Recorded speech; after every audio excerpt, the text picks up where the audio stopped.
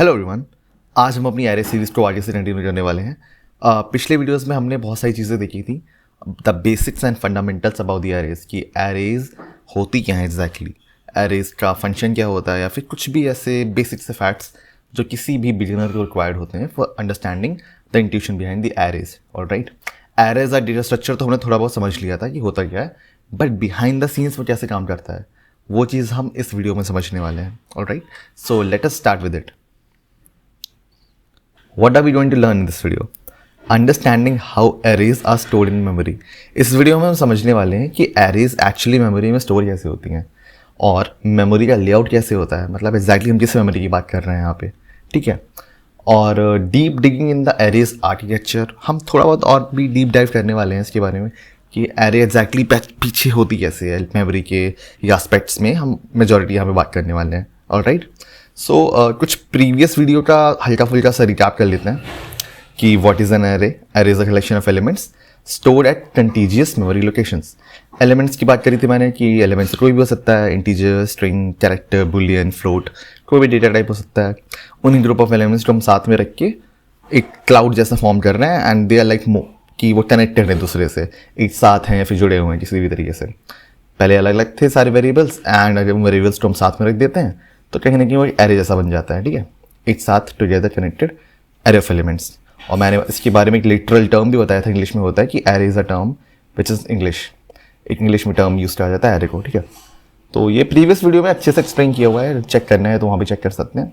यहाँ पे हम थोड़ा सा और डीप डाइव करते हैं एलिमेंट्स के बारे में। Alright, so what is an element of an array?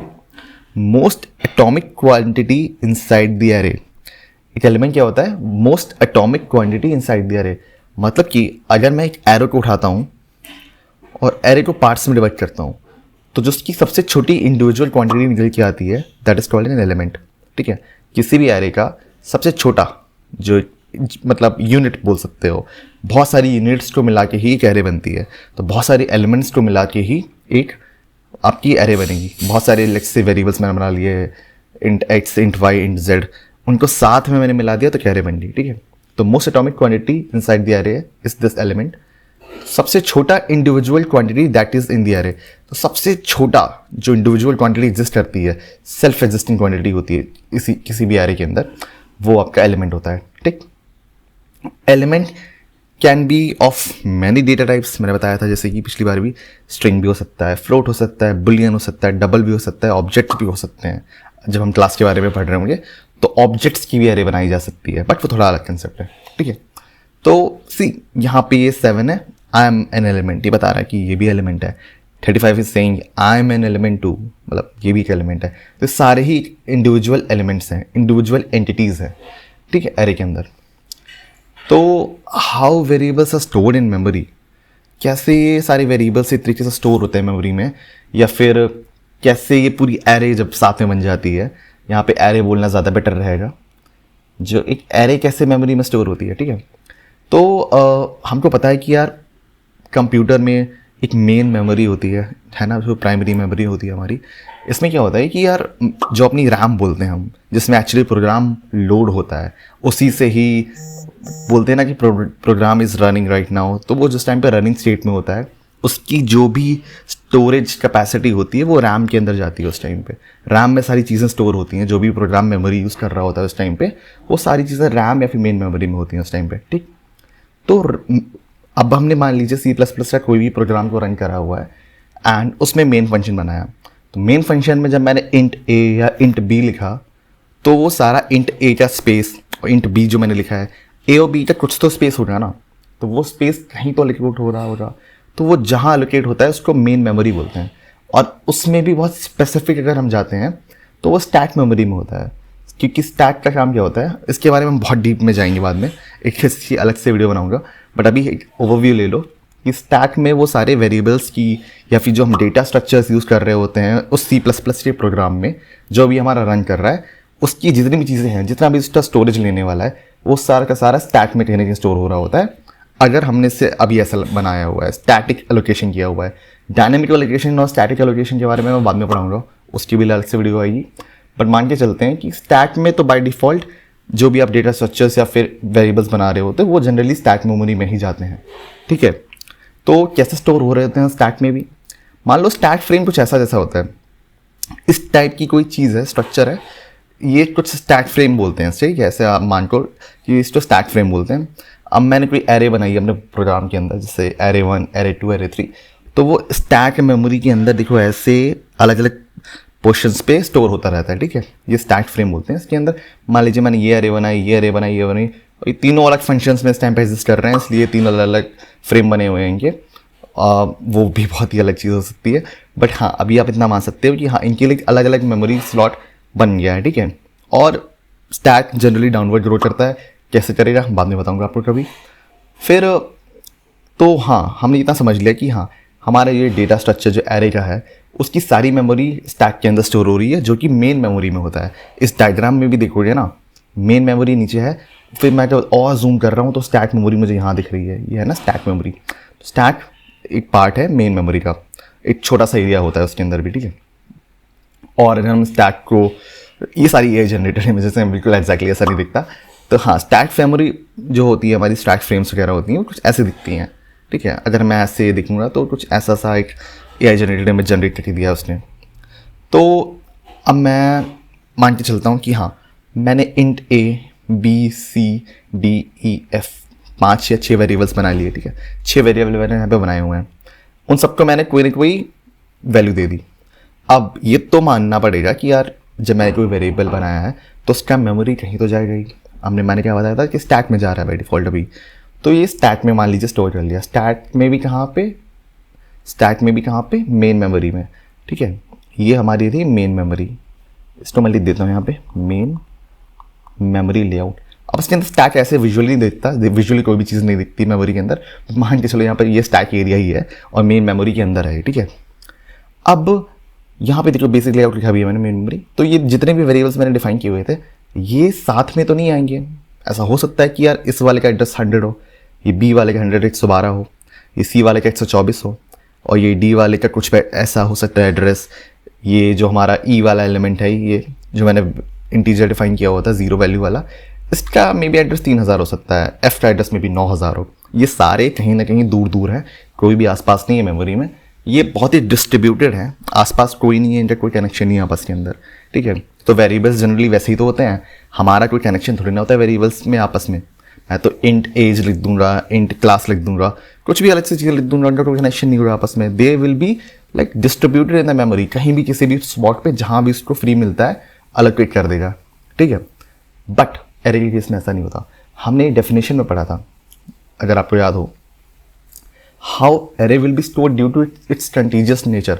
हमने पढ़ा था कि एरे कंटीजियस होती है, उसका नेचर कंटीजियस होता है। तो कंटीजियस बोले तो कि वो सब कुछ एक साथ रहेगा ना, हम साथ साथ हैं, यहाँ पे लिखा है मैंने, देखो हम साथ साथ हैं, मतलब ये सब साथ में रहने वाले हैं।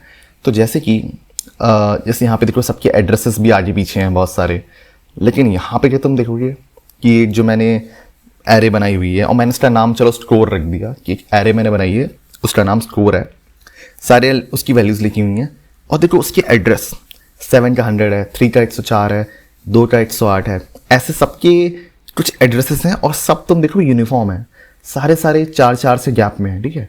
हर एक 4 से गैप में क्यों है बताता हूँ। पहले ये ऑब्जर्व कर लो कि सारे 4 से गैप में है ना, 4 4 4 4। एंड अगर ये सारे एलिमेंट्स की मैं 4 4 4 4 जो भी है इसका इस टाइम पे बताऊँगा, ये 4 बाइट्स एक्चुअली इंटीजर से आ रहा है, ठीक है। मैंने बताया था कि यार इंटीजर का एक साइज़ होता है 4 बाइट्स, हर आर्किटेक्चर पर डिफरेंट होता है, 2 भी हो सकता है, 4 भी हो सकता है, बट अभी जो मैं यूज़ कर रहा हूँ उस पर 4 बाइट्स है। तो जब मैं एक एरे बनाता हूँ तो इंटीजर का बाय डिफ़ॉल्ट इसका साइज़ 4 है, एक एलिमेंट का, ठीक है। ये इंडिविजुअल क्वांटिटी है ना, तो ये 4 बाइट की हो रही। मान लो ये वेरिएबल ए है, बी है, सी है, तो सबकी 4 बाइट्स लेने वाली है ना, तो हर एलिमेंट ने 4 बाइट लिया ऐसे, और ये 6 एलिमेंट्स हैं, तो 6 टाइम्स ऑफ 4 कितना हुआ, 24 बाइट्स। तो मेरी पूरी जो एरे बनी है इसका साइज़ ओवरऑल 24 बाइट्स होने वाला है, क्योंकि ये तुम्हारे सारे एलिमेंट्स तो कनेक्टेड है। देखो इनका भी ऊपर 24 बाइट्स ही है इनकी मेमोरी में, बट हाँ ये कंटीजियस 24 बाइट्स का एक ब्लॉक बन गया है तुम्हारे लिए। तुम्हारे कंपाइलर ने क्या किया, ये तुम्हारा एक ब्लॉक एलोकेट कर दिया, ठीक है। कंपाइलर यही करता है, ये मेमोरी एलोकेट करता है या फिर और सारी चीज़ें फंक्शंस होते हैं, कंपाइलर का यही काम है। तो उसने 24 बाइट्स का जो एक ब्लॉक होता है ना, वो हमारे लिए एलोकेट कर दिया। क्यों 24 डिसाइड हुआ? इंटीजर की वजह से, क्योंकि हमारा हर एलिमेंट इंटीजर डेटा टाइप का है और इंटीजर 4 बाइट्स लेता है। तो ये 4 है 6 टाइम्स, तो 24 बाइट्स इसके लिए हो गया।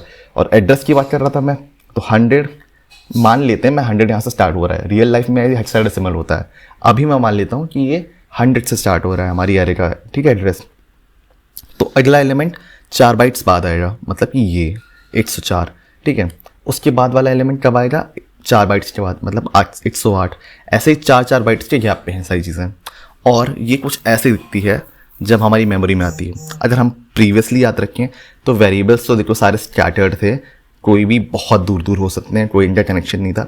बट एरे को देखोगे ना, एरे का पूरा ब्लॉक जो चंक है इसका मेमोरी का, वो सारे एक साथ में है। और एड्रेस देखो 4 के अभी स्पेस पे ही है ना। तो एक हाई लेवल व्यू है मेमोरी का, जिसपे ऐसे मतलब हम मान सकते हैं कि ऐसे ही दिखती होगी एरे, ठीक है। तो मैंने जैसे बताया था कि इंटीजर 4 बाइट्स लेता है 6 एलिमेंट्स के लिए। तो मैं ऐसे कुछ जनरलाइज कर सकता हूँ कि यार इंटीजर के लिए तो देखो मैंने 6 एलिमेंट्स हैं, यहाँ पे मैं नंबर ऑफ एलिमेंट्स तो 6 ले लेता हूँ, ठीक है। हमारे में एग्जाम्पल में भी 6 हैं। तो ये फॉर्मूला है उसका एक्चुअली, टोटल बाइट्स कितनी है। तो ये साइज ऑफ द एलिमेंट है जो हम लेने वाले हैं, डेटा टाइप पे डिपेंड करेगा। तो इंटीजर के लिए 6 साइज के एरे बनाता हूँ मैं, तो टिपिकली इट विल बी 6 × 4, क्योंकि 6 एलिमेंट्स लिए हैं मैंने, तो 4 बाइट से मल्टीप्लाई करूँगा 24 आएगा। कैरेक्टर का एक बाइट होता है साइज, 6 एलिमेंट्स लूँगा मल्टीप्लाई करूँगा तो 6 बाइट्स की हो जाएगी। ऐसे ही फ्लोट्स का मैं डिसाइड कर सकता हूँ। ऐसे डबल का साइज एक्चुअली 8 बाइट होता है, एक उसका वेरिएबल का। मैंने डबल और मैंने मान लिया एज है, ये कुछ भी लिख दिया मैंने इसमें, 7 कुछ भी ऐसा लिख दिया, ठीक है। तो जो इस एक एज वेरिएबल है इसका साइज 8 बाइट्स होगा। और डेफिनेटली जब मैं इसको एरे में बना दूंगा 6 टाइम्स, ये जब बढ़ेगा तो उसका साइज 6 × 8 मतलब 48 बाइट्स हो जाएगा, ऑलराइट। अब कुछ पॉइंट्स हैं जो याद करने पड़ेंगे तुम्हें ताकि हम आगे बढ़ पाएँ।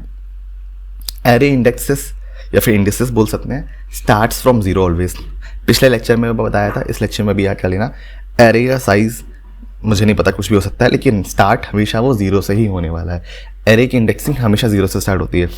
First element is always at the 0th index. फिर से लिख दिया मैंने, पहला एलिमेंट हमेशा 0th इंडेक्स पे ही होने वाला है, ठीक है। और 2 चीज़ें होती हैं जिनमें कंफ्यूज कभी मत हो जाना।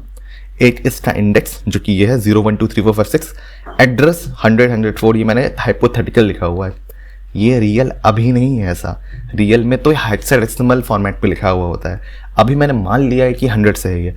तो ये दोनों चीज़ें अलग होती हैं। एड्रेस भी एग्जिस्ट करता है, इंडेक्सेस भी एग्जिस्ट करते हैं रियल लाइफ में, लेकिन इन दोनों को आपस में कभी इंटरसेक्ट मत कर देना, कंफ्यूज मत हो जाना। इन दोनों के बीच में दोनों अलग अलग चीज़ें होती हैं। हम जनरली इंडेक्सेस से ही एक्सेस करते हैं एरेस को। एड्रेस से एक्सेस करना होगा तो पॉइंटर्स से यूज़ करना पड़ेगा, वो अलग चीज़ है, वो भी मैं अगला एक वीडियो में बनाऊंगा ज़रूर। तो ठीक है, इंडेक्सेस और एड्रेसेस के बीच में कंफ्यूज मत होना।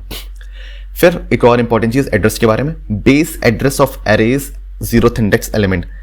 अब देखो दोनों चीज़ें आपस में भी क्लैश कर रही हूँ कि यार बेस एड्रेस की बात भी आ गई और 0th इंडेक्स की भी बात आ गई।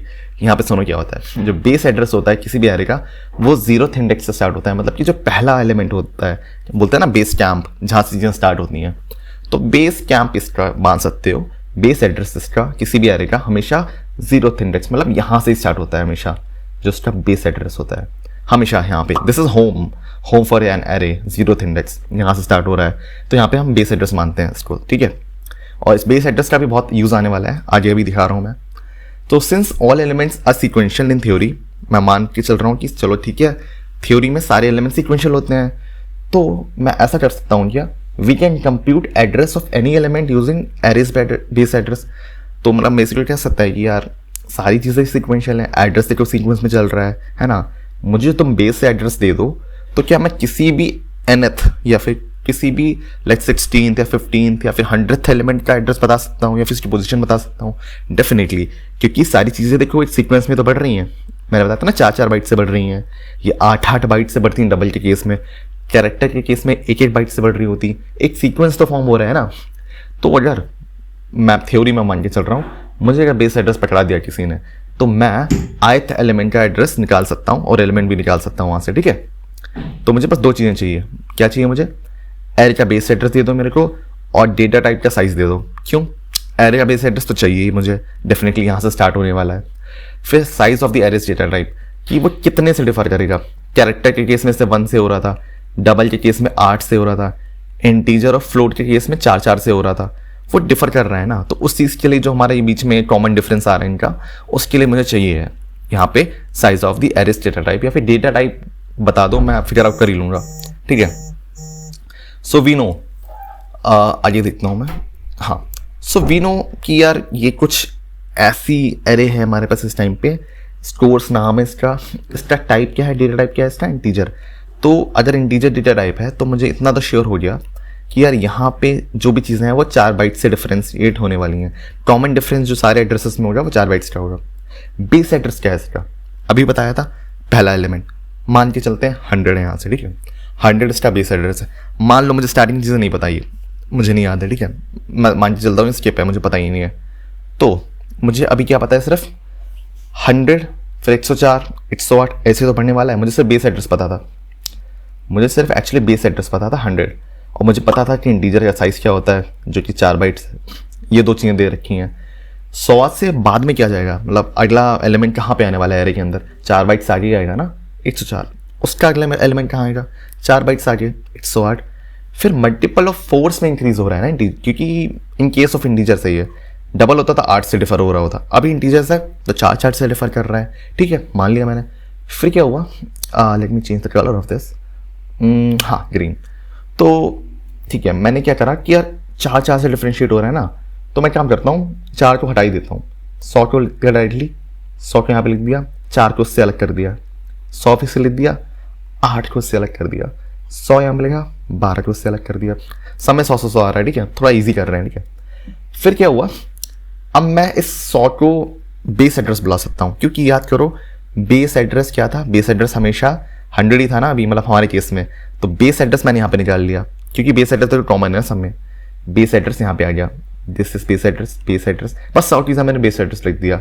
8 4 8 12 जो प्लस होता चला जाएगा वो तो कॉमन है अभी भी, ठीक है। Here 4 8 12 is increasing due to size of integer 4 bytes. मैंने बताया था ना कि 4 8 एक्चुअली यहाँ पे 0 होता है, ठीक है, तो फिर मैंने लिखा नहीं है बट अंडरस्टूड है शायद वो। तो 4 8 12 16 आगे 32 बहुत आगे चीज़ें आती हैं, 4 के डिफरेंस से आती हैं। वो क्यों आ रही हैं, क्योंकि इंटीजर का साइज 4 होता है, यहाँ पे कैरेक्टर होता तो 1 1 से यहाँ पे 1 2 3 ऐसा होता। अगर यहाँ पे ये डबल होता तो यहाँ पे 8 होता, यहाँ पे 16 होता, यहाँ पे फिर उसके आगे 24 आ रहा होता, ठीक है। तो ये उस डेटा टाइप की वजह से यहाँ पे ये सीरीज बनी हुई है 4 8 12 इस टाइप से, ठीक है। अब देखो मैंने क्या किया, मैंने अभी ये जो कॉमन है ना, इनको कॉमन निकाल लिया। देखो मैंने 4 की जगह यहाँ पे देखो साइज ऑफ इंट लिखना चालू कर दिया, क्योंकि मैं जानता हूँ यहाँ पे यार कि इंटीजर हमेशा यूज़ नहीं होने वाली ना एरे के अंदर। मे बी यहाँ पे साइज ऑफ डबल होता, साइज ऑफ कैरेक्टर हो सकता था, साइज ऑफ इंट हो सकता था। तो मैंने यहाँ पे टेम्परेरी लिख दिया कि साइज ऑफ इंट, यहाँ पे कुछ भी डेटा टाइप हो सकता है, ठीक है। यहाँ पे साइज ऑफ डबल हो सकता था, यहाँ पे साइज ऑफ फ्लोट भी हो सकता था, साइज ऑफ कैरेक्टर भी हो सकता था। मैं यहाँ मान के चल रहा हूँ कि यहाँ पे चलो ठीक है, कोई भी जनरल साइज है, अभी साइज ऑफ इंट ले लिया, वो मल्टीप्लाई, लेकिन तुम ध्यान दे रहे हो कि 1 से हो रहा है, फिर 2 से हो रहा है, फिर 3 से हो रहा है ना। पहले 1 से हुआ, फिर 2 से हुआ, 3 से हुआ, 4 से हुआ, ऐसे वो n टाइम्स तक जा रहा है ना। अब हमने कुछ ना कुछ तो फिगर आउट कर ही लिया यहाँ पे कि n टाइम्स तक जा रहा है, मैं कुछ ना कुछ फॉर्मूला पे तो पहुँच ही जाऊँगा। ith एड्रेस कैसे मिलेगा तुम्हें, बेस एड्रेस प्लस i, जो कि i बढ़ रहा है ना 1 2 3 4 5, तो मैंने इसको जनरलाइज कर लिया i into the size of the element. इस साइज ऑफ द एलिमेंट यही तो है, साइज ऑफ इंट लिखा है यहाँ पे साइज ऑफ एलिमेंट आ जाएगा, क्योंकि जनरली बात कर रहा हूँ मैं। डबल भी हो सकता था, फ्लोट भी हो सकता है, कैरेक्टर भी हो सकता है, कुछ भी हो सकता है। ऑब्जेक्ट हो जाता तो फिर अलग चीज़ साइज आएगा, देखो इंट डबल फ्लोट कुछ भी हो सकता था। तो एक जनरल फॉर्मूला बना लिया मैंने कि ith एड्रेस में कैसे ढूंढ सकता हूँ, base address plus i into size of the element. Cool ना, कि कैसे फिगर आउट कर लिया हमने ये चीज़ें। तो इसका फॉर्मूला भी ऐसे बन के आया है कि एरे ऑफ ith, मतलब एरे में जो ith एलिमेंट है उसको मैं कैसे ढूंढ सकता हूँ, base address plus i into size of element. i जहाँ पे कि हमें कौन सा एलिमेंट ढूंढना है, बेस एड्रेस मैंने बता दिया था, साइज ऑफ एलिमेंट जो साइज ऑफ डेटा टाइप होने वाला है, ठीक है। तो एक एग्जांपल भी ले लेते हैं इसका। अज्यूम करते हैं कि i4 है, अज्यूम कर लिया कि बेस एड्रेस 100 है, डेटा टाइप उस वाली जो एरे हम कंसीडर कर रहे हैं इस टाइम पे मान चलता हूँ इंट है, ठीक है। हमारे फॉर्मूला में कैसे फिट हो जाएगा, एड्रेस ऑफ 4th इंडेक्स, मतलब चौथे इंडेक्स पे जो एलिमेंट है उसका एड्रेस क्या होने वाला है, सोचते हैं। 100 बेस एड्रेस यहाँ से उठा लिया, प्लस डेटा टाइप ये 4 बाइट्स यहाँ पे आ गया, और 4 क्योंकि मुझे चौथा एलिमेंट चाहिए। और जब मैं इसे सॉल्व कर रहा हूँ तो 100 प्लस 16 इंटू 116, क्या यहाँ पे लिखा है एड्रेस ऑफ 4th इंडेक्स, जब बेस एड्रेस 100 है, डेटा टाइप इंटीजर है, याद रखना 116। मैं ऊपर जाके देखता हूँ यहाँ पे 1 2 3 4, ये मतलब चौथा इंडेक्स ये रहा। क्या एड्रेस है इसका? 116। देखो हमने एकदम सही फाइन किया 116, है ना। तो इससे हम वेरीफाई कर सकते हैं यहाँ चीज़ें सही जा रही हैं यहाँ पे। और ये हम कर क्यों रहे हैं यार, ये वाला बेस एड्रेस वाला या फिर ये अरिथमेटिक मुझे क्यों रिक्वायर्ड थी ये सब कुछ कैलकुलेट करना? मैं तो इंडेक्स से डायरेक्टली एक्सेस कर सकता हूँ, बट नहीं, कभी कभी ऐसा होता है कि हमें इसमें पॉइंटर अरिथमेटिक का यूज़ करना पड़ता है कुछ प्रॉब्लम्स में। पॉइंटर अरिथमेटिक का जब हम यूसेज सीख रहे होंगे तभी काम में आएगा, ठीक है। अभी में भी थोड़ा सा सुपरफिशियल लग रहा हो या फिर आउट ऑफ द कंटेक्स्ट लग रहा हो, बट ये डेफिनेटली चीज़ें काम में आती हैं, ठीक है। तो I hope that you have understood this and हम अगले वीडियो में कुछ स्टैटिक और डायनेमिक एलोकेशन के बारे में बात करेंगे। थोड़ा इसका नेक्स्ट टॉपिक है, थोड़ा एडवांस्ड है कि एरेज को स्टैटिकली और डायनेमिकली कैसे एलोकेट किया जाता है, कि यार स्टैटिक साइजेस क्या होते हैं, डायनेमिक साइज कैसे वेरी करता है, कंपाइल टाइम पे कुछ हो रहा है, कुछ रन टाइम पे हो रहा है। तो इन चीज़ों में थोड़ा फ़र्क समझेंगे। तो thank you very much for watching and I hope you are enjoying this series. Please like share and subscribe. Thank you very much.